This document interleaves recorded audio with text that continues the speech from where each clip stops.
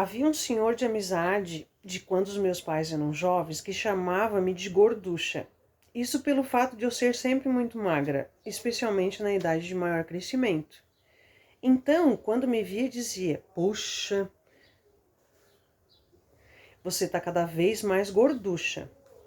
Eu aceitava a brincadeira de bom humor. Graças a Deus nunca fui enjoada ou metida. Ele chamava-se Felipe. Bem, as minhas amigas de infância e adolescência foram Judite, a namoradeira; Arlete Maron, a enjoada; Loira ou Nenê, como a família a chamava, era a que falava com sotaque da rua Caetano Pinto, italianado e bem cantado. A Érica, uma loirinha de olhos azuis descendente de alemães, boazinha, mas às vezes um bocado dengosa. Mas a maior amiga foi a Aparecida Regatieri, ou Cida, na intimidade. Porém, éramos física e mentalmente diferentes. Ela possuía o espírito de liderança. Era forte, decidida e fazia sempre mais coisas do que nós outras. Eu era mais submissa, mais delicada e não gostava de fazer certas coisas. De vez em quando nos pegávamos em discussão ou no tapa. Na força eu não podia com ela e ficava amolada ou acabava chorando.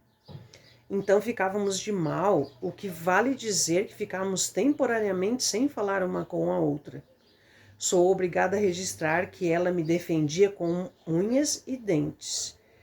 De alguém que me dissesse alguma coisa que ela não gostasse ou que me xingasse. A Érica era também mais delicadinha e tinha o costume de nos ensinar balé, que dizia ter aprendido antes de morar naquele local. Então houve uma temporada em que vivíamos tentando ficar na ponta dos pés como bailarinas e estropiando os calçados. Ou então ficando na ponta de um dos pés e alcançando para o ar uma das pernas, ou dando aqueles famigerados saltos. Nas nossas cabeças era tudo verdadeiro certinho. Éramos verdadeiras divas do balé. Meu Deus, quanta ilusão! Por causa dessa mesma Érica bailarina, aconteceu um fato interessante. Lembro que ela aniversariava no dia 4 de fevereiro, o que vale dizer que ela era aquariana como eu. Resolveu fazer uma pequena festinha, convidando uma meia dúzia de companheirinhas. Queria colocar um vaso de flores na mesa. Como havia uma grande chácara a umas 3 quadras da nossa casa, a Érica convidou a Cida e a mim, pois não queria ir sozinha. Como era de praxe, fomos pedir às nossas respectivas mamães se elas consentiam.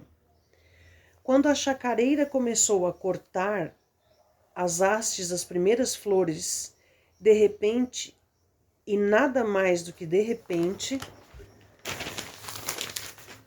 começaram a cair pingos de chuva do tamanho de uma moeda de 400 réis.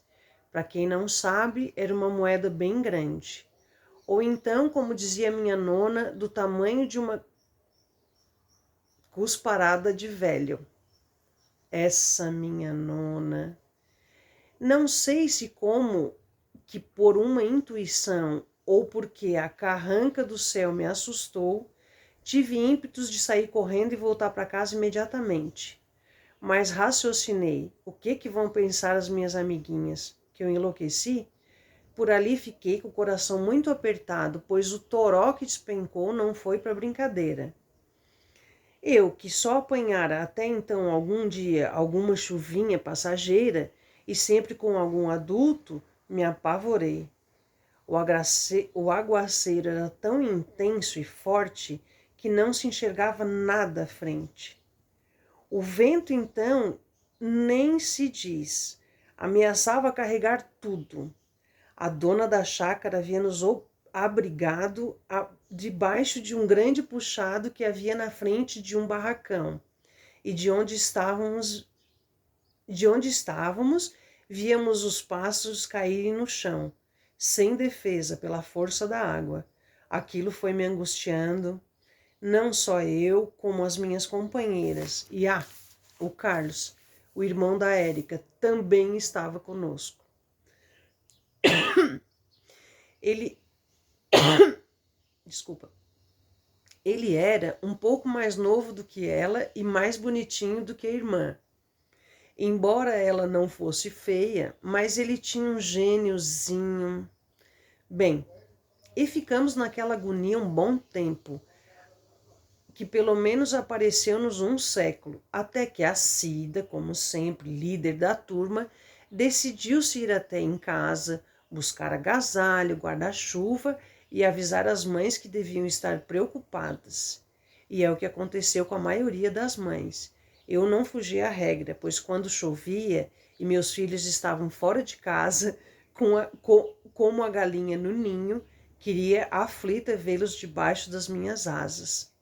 Talvez esse fato tenha deixado alguma impressão no meu subconsciente.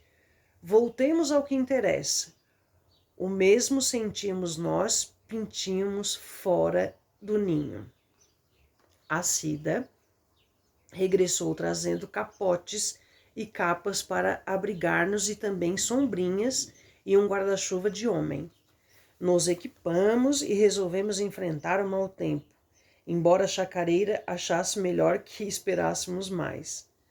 A chácara ficava mais baixo do que a rua, e quando subimos os degraus... Estou cuspindo no dedo. Para alcançar a calçada, me apavorei.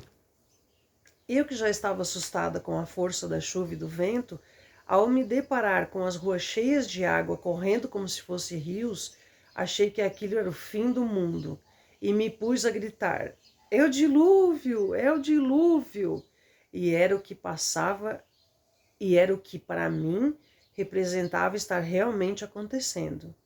Quando tivemos que atravessar uma das ruas com a correnteza da água que virava para a transversal, parecia que íamos ser carregados, e eu me pus a gritar outra vez.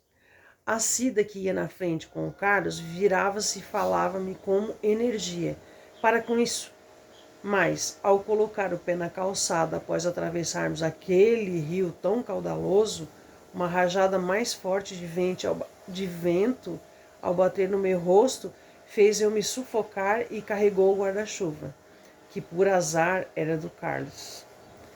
Será que era por isso que ele não ia com a minha cara?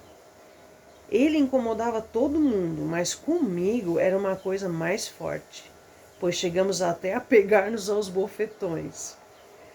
Quanto ao guarda-chuva, fomos procurá-lo depois que a chuva passou, mas até hoje ninguém deu notícias.